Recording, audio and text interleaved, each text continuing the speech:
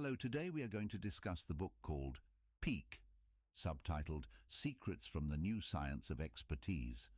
There's a widely recognized notion called the 10,000 hour rule, but in reality, 10,000 hours is not a universal truth. The author of Peak, Ericsson, tells us that only deliberate practice makes those 10,000 hours meaningful. Ericsson is a psychology professor at Florida State University and the creator of the Peak Principle. He primarily studies how outstanding individuals achieve excellence in various fields, such as sports, music, chess, medicine, and the military. He found that these exceptional individuals all have one thing in common, and that's adherence to the principle of deliberate practice.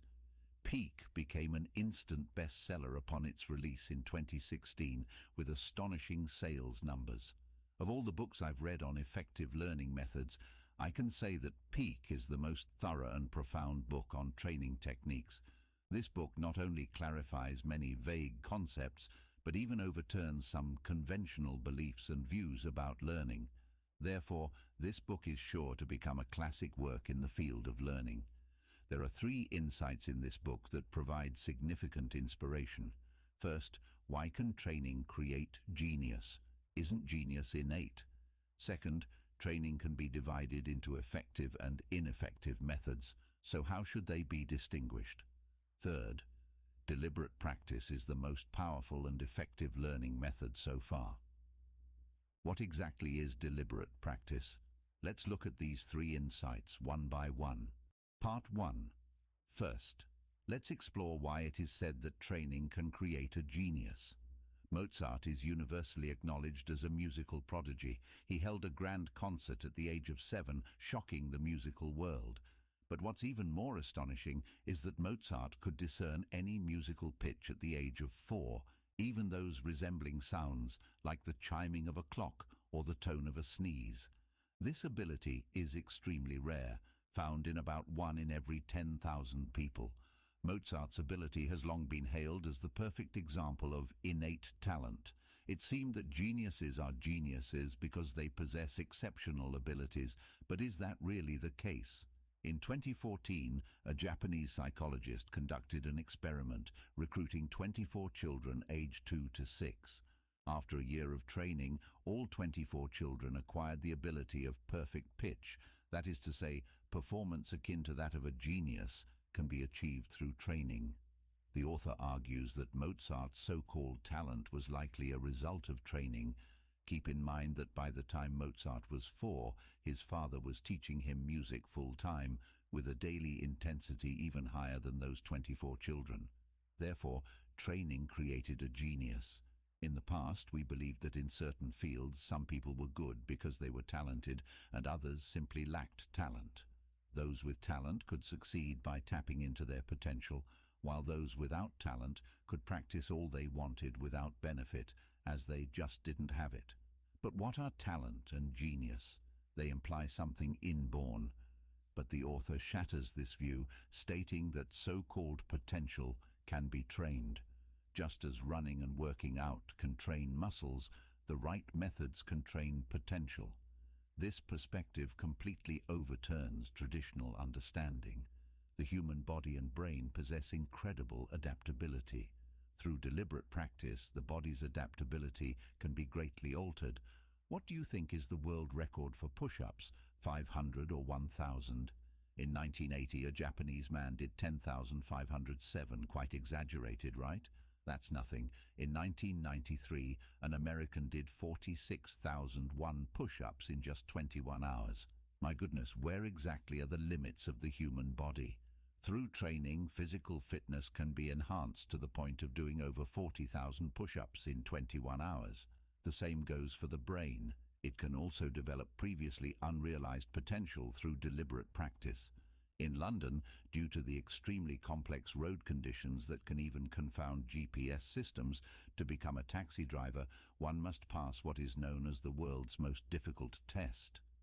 To pass this exam, drivers must undergo extensive high-intensity training. Research found that drivers who passed the test through high-intensity training had a more developed hippocampus, the part of the brain responsible for navigation, than before. A similar phenomenon also occurred among the blind. After losing their sight, blind individuals developed more advanced corresponding brain regions through extensive training to touch Braille with their fingers. Thus, the author states, we can change the body's adaptability through extensive training, create potential and talent, and thereby create genius. Hi, this is a channel dedicated to explaining books. We update book summaries daily, so please subscribe to our channel and grow with us. You can also find the book link in the description to purchase the original book and explore more details. Part 2. So we might ask, why haven't we become geniuses despite going to school and training all the time? The author says it's because our training methods are wrong. Training methods can be effective or ineffective, and most of us often fall into the trap of ineffective training. How do we differentiate between effective and ineffective training? This is the second insight the author provides us. Imagine a child practicing the piano, and a teacher asks him, I see you practice for an hour every day, but you always fail the tests. Can you explain why? The student replies, I don't know why. I practice every day. The teacher asks, how many times have you practiced? The student says, 10 or 20 times maybe. The teacher asks, how many times did you get it right? The student says, I don't know, once or twice maybe. The teacher asks, how do you practice? The student says, I don't know, I just keep practicing. Does this scene sound familiar? We're always doing homework, solving problems, running, playing chess, but we haven't become top students, athletes, or chess masters. Why? Because we engage in naive practice. Though diligent, we are not training effectively. In reality, most people have 3 misconceptions about practice. The first is thinking that practice may not be very useful, as abilities are mainly limited by genes. Some people might say, I'm not good at math. My spatial imagination is relatively weak. I can't navigate. I can't do better. But the author says that anyone can change themselves through proper training. The key is having the right mindset. The second misconception is believing that abilities will gradually improve as long as the practice time is long enough. But the author argues that if doing something long enough made you good at it, there wouldn't be so many chess players who have played for many years yet remain poor at chess. Repeating the same thing over and over in the exact same way does not improve performance and may even cause stagnation or gradual decline in abilities. The third misconception is thinking that as long as you work hard and diligently, you will improve and excel. For instance, I want to be a better manager. I want to sell more products. I want the team to work closely together, so I must work harder. But the author says that unless there is a specific and appropriate training method, even doubling the effort won't bring significant improvement. We all knew that most diligent, hard-working student in school who studied twice as much but always performed poorly on exams. Effective practice does not mean long practice or repetitive practice. Only practice with the correct method is truly effective. So, what kind of practice method is considered effective? The author says that the vital method is purposeful training. What is purposeful training? Going back to the example of the child practicing the piano, if his practice process was like this, he set a goal for himself, such as playing the piece 3 times without any mistakes at an appropriate speed, and kept looking for the reason until he met this standard. Imagine if the child practiced with this standard every night, wouldn't his progress be faster? Therefore, purposeful training is first and foremost a practice of continuous improvement, accumulating small victories for significant success. Secondly, concentration is required in training. You cannot be absent-minded. We often act without thinking carefully, like Sherlock Holmes said, "You see, but you do not observe." Also, purposeful training must include immediate feedback. If you don't know right from wrong after doing the exercises, progress will be slow. Lastly, an essential factor is training outside the comfort zone. Imagine an amateur pianist who started learning the piano in his teens and continued playing the same way for 30 years. Even if he completes the 10,000-hour genius training, he won't become a genius. Why? because he never stepped out of his comfort zone. Effective practice is purposeful training that breaks through the comfort zone, the only way to progress quickly. So, can purposeful training make you a genius? The author says no. Although purposeful training is effective, it's far from sufficient to cultivate genius-level abilities. To reach a genius level, a more efficient method is required, known as deliberate practice. Part 3. Deliberate practice is a method of practice with a clear objective, and it's the most effective way discovered so far for improving and training skills in humans. So, what is deliberate practice? Before discussing deliberate practice, we need to ask ourselves a question. What are we striving and diligently training for? Is it speed, musicality, technique? No. The author believes that the real core of training is our mental representations. What are mental representations? It's a term in cognitive psychology referring to the mental structure that corresponds to the way we think about things. This might sound abstract, so let's illustrate with an example. Take, for instance, a novice chess player. When observing a chess game, he may only see individual pieces moving. A master, however, can not only see the changes on the chessboard, but also discern both sides' strengths and weaknesses, the upcoming trends, the opponent's potential strategies, and the plans he himself might employ. Have you noticed that for the same situation, novices and professionals perceive the problem's depth and height differently? In other words, their cognitive modules and structures are different, and this difference constitutes differing mental representations. For experts, they can form complex and vast information into individual cognitive modules and use these modules to think and solve problems. When faced with new situations, they can quickly call upon past cognitive modules, thus thinking and solving problems more efficiently.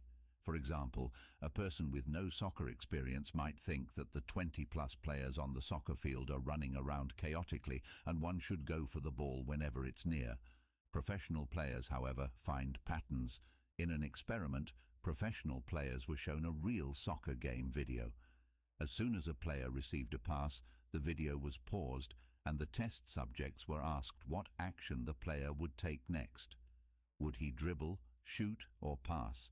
The better the player, the more accurate the judgment for the next action. That is to say, professional players and ordinary players, geniuses and average people, form key differences in mental representations. Therefore, understanding this point, we understand the purpose of deliberate practice. Our essential goal is to build a more robust mental representation to think about problems, and deliberate practice is currently the most powerful and efficient training method discovered by humanity. So what exactly is deliberate practice? The author points out that there are two strict criteria for determining deliberate practice. First, the field being trained must be a reasonably developed industry, possessing a complete set of mature evaluation standards and efficient methods. Second, there must be an excellent instructor who can assign training tasks and provide timely feedback. Only when both of these conditions are met can it be considered deliberate practice in the strictest sense. According to this requirement, very few industries meet the strict definition of deliberate practice. Only a handful of fields like international chess, ballet, gymnastics, and musical performance can use the method of deliberate practice. These fields have highly standardized skill combinations, and their performance methods have undergone decades or even centuries of training and refinement. If you can find a proficient teacher who can tell you what is correct, even the best way to hold the violin, how to move the bow most effectively when jumping the bow, etc., these methods are not quickly achievable through your own exploration and trial and error, or would require taking many detours. Therefore, in the field of violin, very young prodigies often emerge because they have top-tier instructors and already mature and reasonable skills and methods. As long as they continue with deliberate practice, they can become geniuses in this field. But most industries don't meet this standard, and often there's no system of the most efficient methods and first-class instructors who specialize in coaching. So what can be done? The author says we can make do and train as closely as possible to the principles of deliberate practice. So what are the principles of deliberate practice? First, clarify what abilities you want to improve and set high-performance goals. Second, find the best experts, masters, or classic books in the field to allow us to compare with high-level mental representations in that field, obtaining high-quality feedback. Third, study the possible reasons for success behind these outstanding individuals or successful cases. Fourth, continually invest time and energy into training. These 4 points are the principles of deliberate practice. These principles may sound simple, but if properly applied, the results can be astounding. For example, in the early stages of the Vietnam War, US Navy pilots were performing poorly. In the first 5 months of 1968, the US Navy shot down only 9 Vietnamese planes, while losing around 10 of their jets.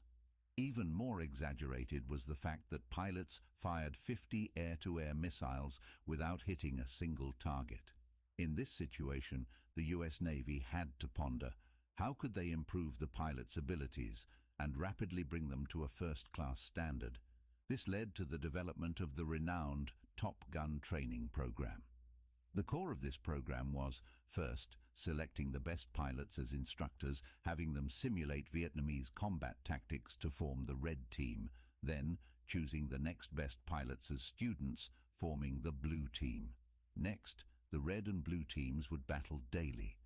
With the instructors' more abundant experience, they often pushed the students to the brink of failure, forcing them to make combat decisions in urgent, dangerous, or other complex situations.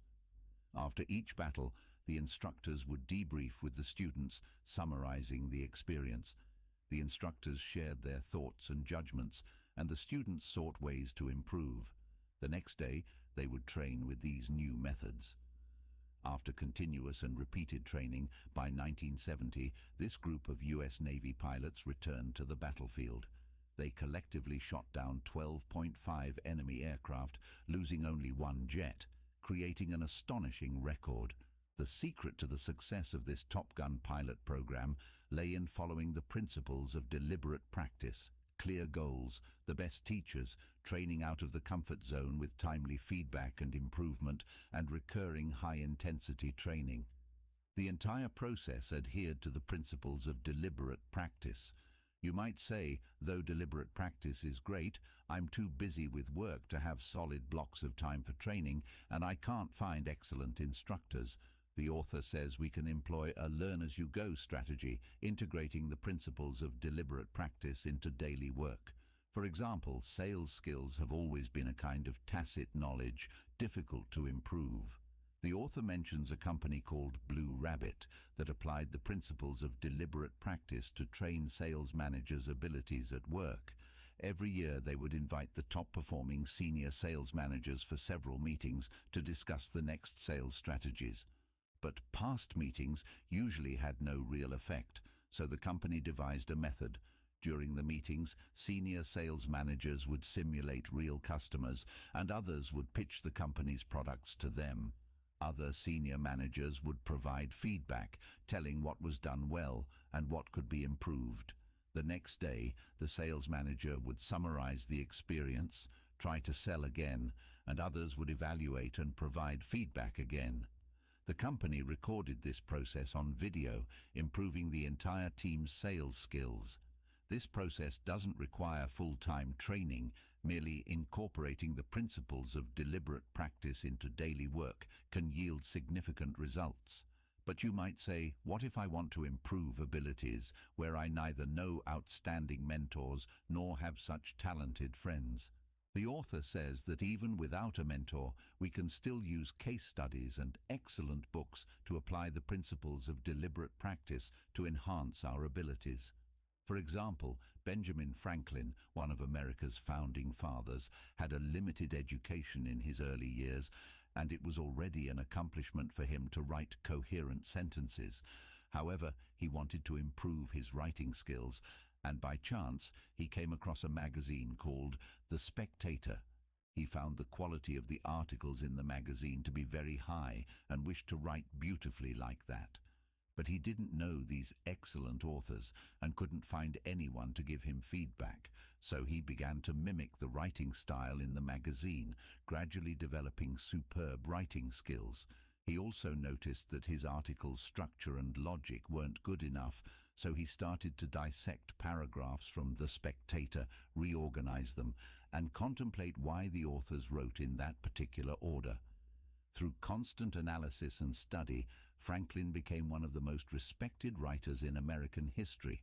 His works, such as Poor Richard's Almanac and his later autobiography, became classic examples in American literary history.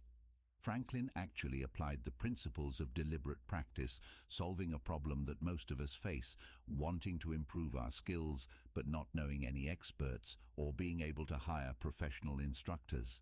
In this situation, we can use the principles of deliberate practice, dissect high-level cases, and books to enhance our skills. However, there's another scenario. In my field, there may be no classic books, and the opinions of industry experts may not be verifiable as correct. What can be done? The author believes that at this point, we need to return to the essence of deliberate practice, establishing connections between behavior and results through timely, high-quality feedback to enhance efficiency. The author provides an example. Radiologists in the US analyze breast cancer patients through X-ray photographs. Even after many years in the profession, their judgment abilities have not significantly improved, sometimes even regressing.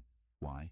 Radiologists could only find 4 to 8 cancerous features in about 1,000 X-ray photos, so opportunities for effective feedback were rare. Even in these few cases, radiologists' judgments were often transferred to private doctors due to privacy protection, leaving radiologists unable to verify their correctness. In this field, there had been no particularly effective methods to improve radiologists' abilities to judge X-rays.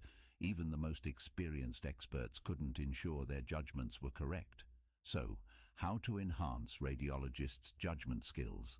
The author's solution involves using the principles of deliberate practice, strengthening the feedback between decision-making and results, identifying gaps, and engaging in targeted training. The specific approach is to collect patient cases diagnosed with X-rays over the past years and find corresponding actual medical records. Valuable cases, those with special feedback effects, like those where radiologists initially missed an issue but the patient later developed cancer, or where there was an initial misdiagnosis of cancer, are chosen. These valuable cases become quality materials for training doctors. By re-diagnosing these known result X-rays, studying the reasons for diagnostic problems and how to improve, radiologists can turn their once-a-year low-effective feedback training into daily training with dozens of effective feedback. By applying the principles of deliberate practice, radiologists' diagnostic accuracy has significantly improved. This is how the principles of deliberate practice can be used to improve work efficiency in jobs without effective feedback. We often encounter such situations at work. Our job is just one link in the entire project process, such as graphic design or programming.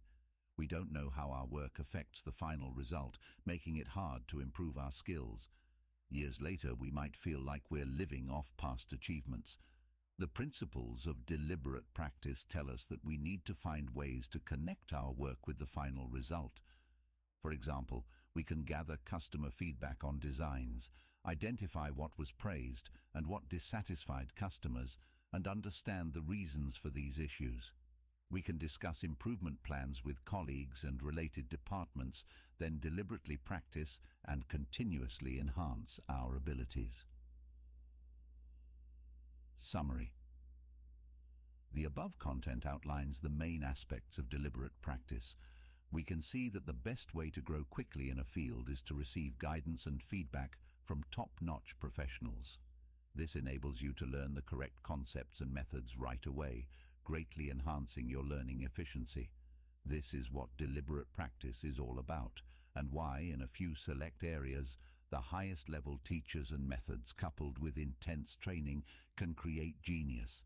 However, in areas where these conditions are not met, we can still make the most of the principles of deliberate practice by learning from outstanding individuals, studying their success, and continually attempting to improve. In closing, let's review 3 insights from the book Peak that have provided significant inspiration. First, genius can be trained. Through high-intensity training, we can transform our brains and physical structure to produce abilities that seem miraculous, as if they were innate talents. Second, why don't most people train to become geniuses? It's because we often engage in ineffective training. Purpose-driven training that keeps us focused, allows timely feedback, sets clear goals, and pushes us out of our comfort zones is what enables us to progress quickly. Third, for genius training, purpose-driven practice is not enough. We must further apply deliberate practice, seek the best and most outstanding instructors to guide us, continually ponder the reasons for others' success, and persistently train and improve to achieve maximum progress. Finally, I welcome you to discuss the book's viewpoints with me in the comments section and subscribe to my channel. There are many book explanations on my homepage as well, so feel free to check them out.